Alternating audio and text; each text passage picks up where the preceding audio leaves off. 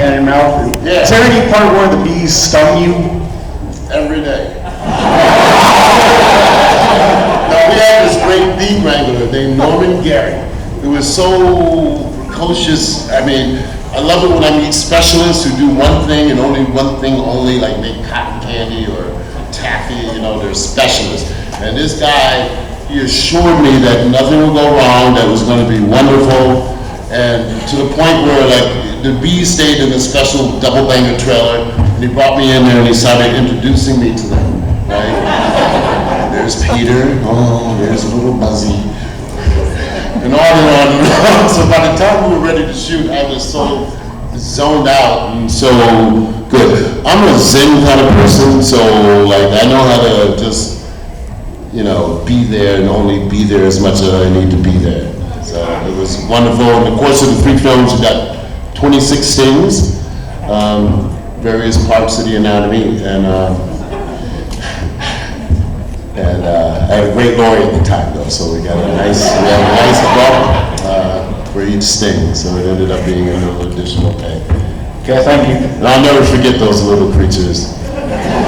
Never. You guys are giving me energy. Thank you for that, because I was winding down at the end of this, and the excitement was building.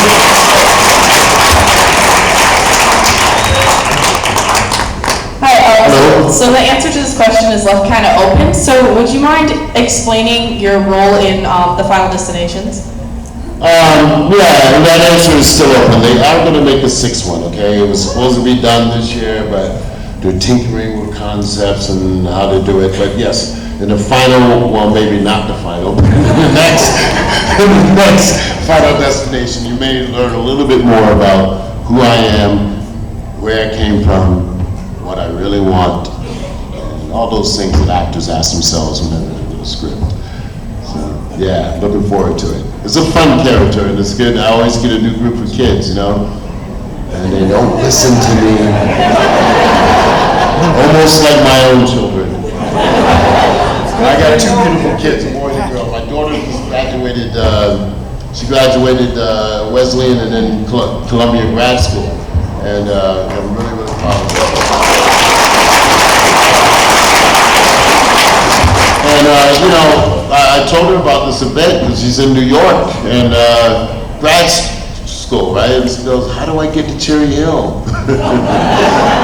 And I tried to lay it out for her, take the train to Philly, and then that, but she didn't show up today.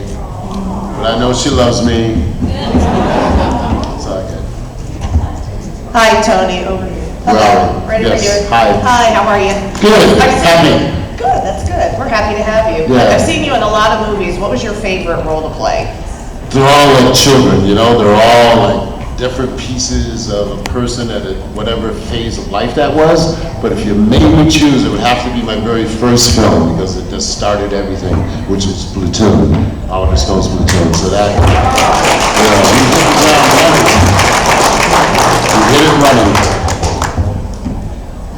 Speaking of Platoon, could you kind of describe what kind of conditions you had to work? It looked like a really tough Horrible. shoot, yeah, They with were horrible. bugs and sweat and the heat. You don't know the beginning of it, but because it was my first, I mean, I had gone, I'm also have a master's in theater, and I had lived in New York 5 years before Platoon happened, but I was doing a lot of theater, and one day Oliver Stone saw a production of a play I did called Johnny Got His Gun, and that was on a Thursday. Saturday I had a meeting with him, and I got the job on Monday.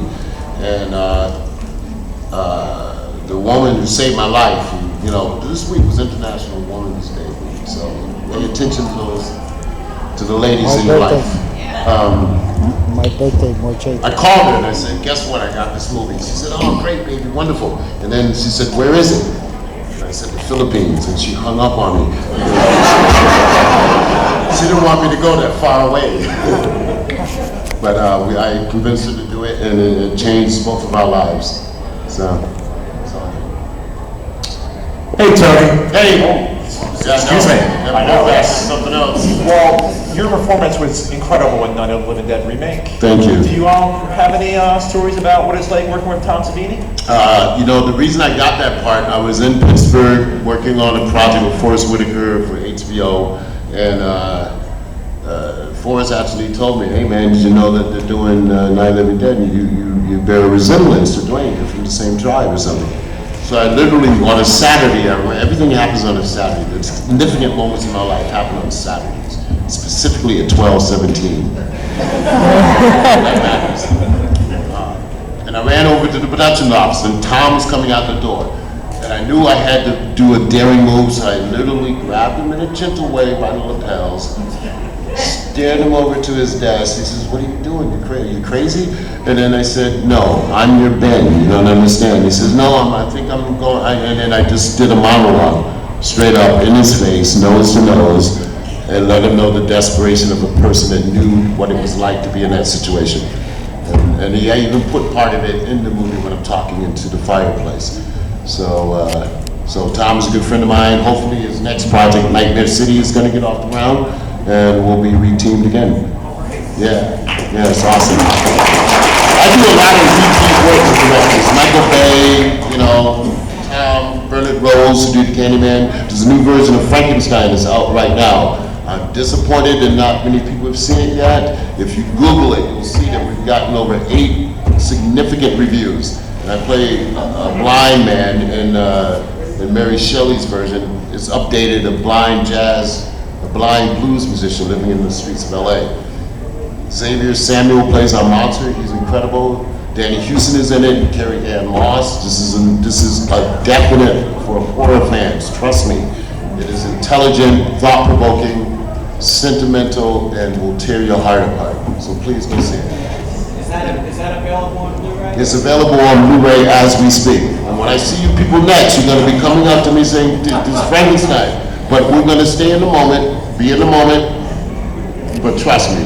And if you don't like it, I will repair your money.